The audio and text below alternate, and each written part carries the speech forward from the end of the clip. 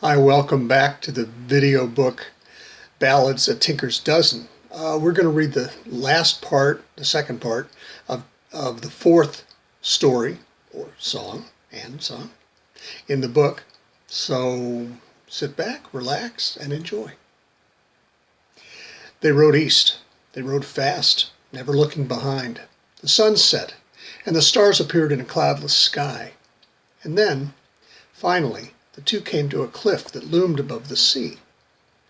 The trees that dared to grow near the cliff above the little bay far below had been twisted and stunted by the wind. No house sat nearby.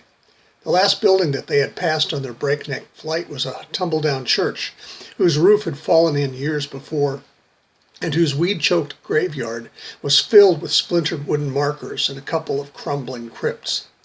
John dismounted and walked over to May. He reached up for her and lifted her down, and when her feet again touched the earth, he looked her up and down and demanded, "Take off your jewels, little May." And May found that she could speak. "You said that your lands were in the west, but we have ridden east. I see no great house, I see no fine lands.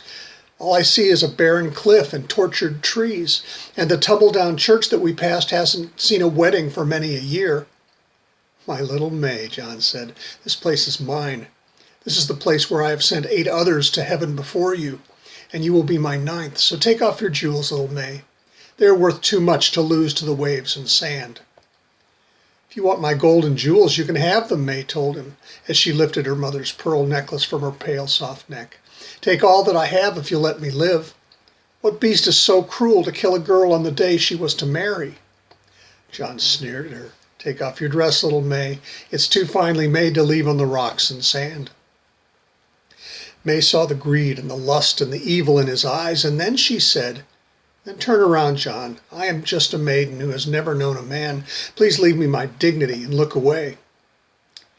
May saw his terrible grin as he turned away from her, and when his eyes looked out over the sea instead of over the young girl whose honor and whose life he planned to take, she ran toward him and pushed him with all of the strength she possessed until he fell over the edge of the sandy cliff and down onto the jagged rocks below. And as she looked down upon his now lifeless body that was gently rocking as the waves moved him from side to side, May whispered to herself and to John, "You bastard traitor, John. Look at you, down there in the sand and salt, in your fine leather, your velvet and your jewels, full of the death you wanted to give to me in exchange for my love. Up here in the air and starry night I still live, even though I've stripped myself to the skin for you." And she put her holland smock back on and all of her mother's jewels as well. But when she looked for her father's black, he had run away. John's dappled gray stood quietly at the end of the path that had brought them there to that cliff by the sea. So May mounted the gray and put her heels to him. And racing through the starry night, although no moon lit the sky, she reached her father's house before the town's church bell struck 3. May rode to her father's stables and slid off the dappled gray. She pushed the great doors open to take him inside. Suddenly, at her back, a voice she knew, the voice of the stable boy, slurred and with sleepiness, said, "Where have you been, Miss May, and whose horse is this?" May turned to the boy and said, "I found this gray on the road tonight when I lost my father's black. Take him in, water him, and put his tack in the storage room, and then curry him and brush him and pick his hooves. Give him some oats in the meadow hay, and then put him in the stall next to Esclavo." "Esclavo," the boy said, "returned hours ago. I cared for him as I always do when your father brings him home after our ride." "Thank you," she said. "Care for the gray and then get yourself to bed. Dawn will be with us soon enough." May walked to her father's house and started up the stairs. From her father's dark study, a harsh voice cried out, "What have you done with that traitorous John you went with yesterday?" May went to the oak-paneled room and said to the bluebird with pale yellow markings that her father had brought back from his travels to Brazil before May had been born, "If you can hold your tongue, Polly, and bother me no more, I'll make sure that you have apples and peaches and broccoli every day." And then from behind her, May heard her father's voice, "Sweet Paul, what makes you talk so late at night?" And the big blue bird said, a cat, I think it was, crept into my room. Miss May came and threw him out." May smiled at the parrot and said to her father, "Come with me, there are things that I must tell you."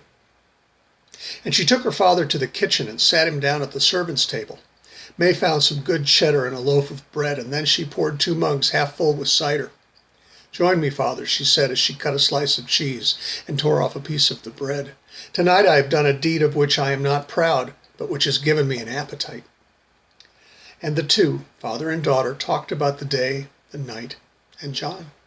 And when May had told her father everything, her father looked carefully at her for many minutes before he said, "I will not eat or drink before I know if what you have told me is true.